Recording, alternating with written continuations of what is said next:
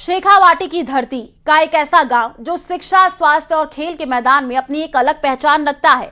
सीकर के फतेहपुर तहसील का गारिंडा गांव, जहां विकास की चमक तो है, लेकिन सुविधाओं का अकाल भी साफ नजर आता है। सामुदायिक स्वास्थ्य केंद्र का बड़ा भवन खड़ा है, लेकिन इलाज करने के लिए डॉक्टर नदारद हैं।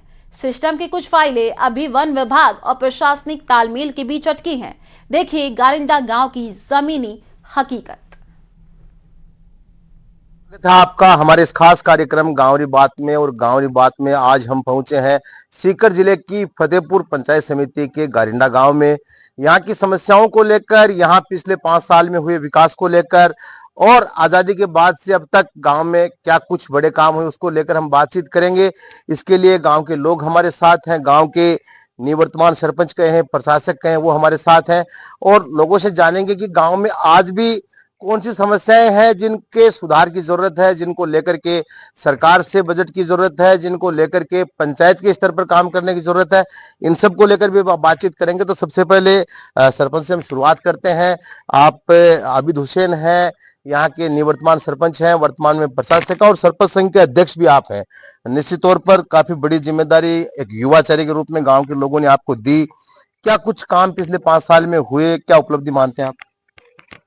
हमारे गांव में मुख्य रूप से समस्या जो थी वो गंदे पानी की निकासी की थी, स्वास्थ्य से संबंधित समस्या थी। और जो हमारे गांव के जो चारों ओर जो रास्ते थे वो कच्चे रास्ते थे। तो मोटे तौर पर हमने इस मिशन पे काम किया और गंदे पानी की निकासी का हमने कम से कम 70 से 80% काम हमने किया है। और निकासी का काम हुआ है, क्योंकि वैसे हमारा गांव की बसावट कुछ इस तरीके से है कि गंदा पानी जगह जगह इकट्ठा होता था। उसमें हम 70 से 80% गांव के गंदे पानी को बाहर निकालने में कामयाब हुए, हालांकि पूर्णतः सफल नहीं हो पाए।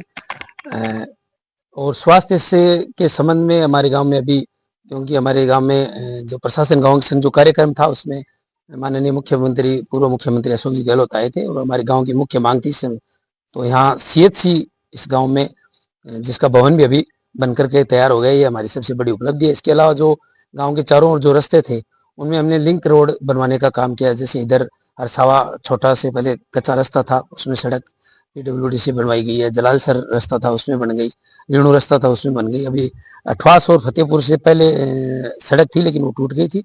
अभी अठवास तक तो बन गई है, फतेहपुर की साइड का निर्माण कार्य चल रहा है। इसके अलावा हमारे गाँव में बैंक की सुविधा है, जो हमारे प्रयासों से यहाँ बैंक खुला है। इसके अलावा हमारे गांव में सीनियर स्कूल है और खेल की यहाँ कमी अगर है तो हमने प्रयास किया हमारे गांव के ग्राउंड को डेवलप करने का, लेकिन जो हमारा टारगेट था उससे, क्योंकि पंचायतों के पास इतना बजट होता नहीं है, हमने विधायक कोटे से, पंचायत समिति से, सांसद महोदय से, अल्पसंख्यक बोर्ड से, ऐसे कुछ करके हमने हालांकि पैसा लाने की खूब भरसक प्रयास किया। लेकिन उसके बावजूद भी हम, क्योंकि हमारे गाँव में खेल के नाम पर जो है, हमारे गाँव में वॉलीबॉल का के अंदर हमारे गांव में इतना शानदार है। हमारे गांव के कम से कम 200 से 300 प्लेयर स्टेट खेल चुके हैं। हमारे गांव का एक लड़का, इस गांव में खेला हुआ एक लड़का जो है इंडिया टीम के लिए कैंप में भी सिलेक्ट हुआ है। इस तरीके से बहुत सारे स्टेट, नेशनल यहाँ से प्लेयर निकले हैं टेबल टेनिस में। इसलिए हम गाँव के ग्राउंड को उस तरीके से डेवलप नहीं कर पाए जिस तरीके से हमें करना चाहिए था। हम करने की कोशिश करें, लेकिन इसके लिए बजट, बहुत बड़े बड़े बजट की जरूरत है, जिसकी हमें सरकार से उम्मीद है कि इस तरीके के जो गाँव है जहाँ खेलों की इस तरीके की प्रतिभाएं उभर रही हैं, तो वहाँ इस तरीके का बजट दे ताकि उस गांव के में खेल की प्रतिभा को निखारा जा सके। ये मोटा मोटी हमारा। शिक्षा के क्षेत्र में बहुत पुराना स्कूल है गारिंडा का, बहुत लंबे समय से अच्छे लोग यहाँ से निकले हैं। हमारे गांव से भी लोग यहाँ पढ़ने के लिए आते थे। आज क्या स्थिति है स्टाफ की और सबकी? हमारे स्कूल, गांव का स्कूल है, जो आप सरकारी जो विद्यालय हैं उनके लिए एक आइडियल स्कूल आप हमारे गाँव की स्कूल को कह सकते हो। इस गाँव में जो स्टाफ है वो बेहतरीन स्टाफ है। गाँव के भी बहुत सारे टीचर उसमें है। उनके प्रयासों से और जो बाहर का भी जो स्टाफ है उन्हें शानदार प्रयास करते हैं।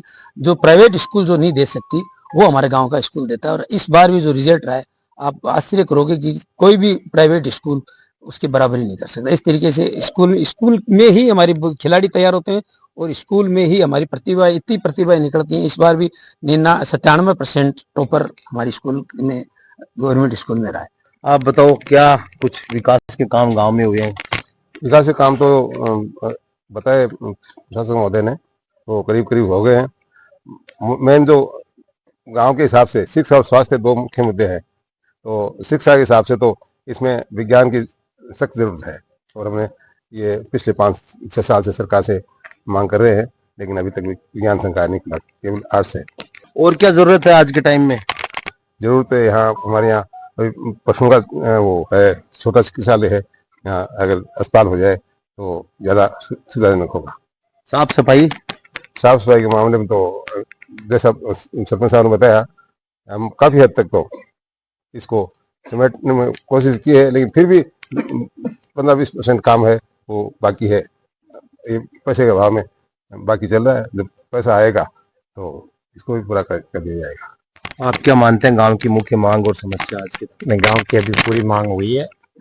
अभी इस 5 साल में अच्छा काम हुआ गांव में, और सबसे बड़ी ये है कि पशु चिकित्सालय है ना, वो नहीं है। एक हमारे स्कूल में काफी दिन से डिमांड चल रही है कि विज्ञान संकाय हो, लेकिन अभी तक नहीं हुई है। मुख्यमंत्री आए थे उस टाइम भी उन्होंने रखी थी ये मांग गांव ने, लेकिन अभी तक वो पूरी नहीं हुई है। एक खेल ग्राउंड के लिए अभी तक इतना कोटा नहीं मिला है गाँव को कि भाई अच्छे से वो बन सके।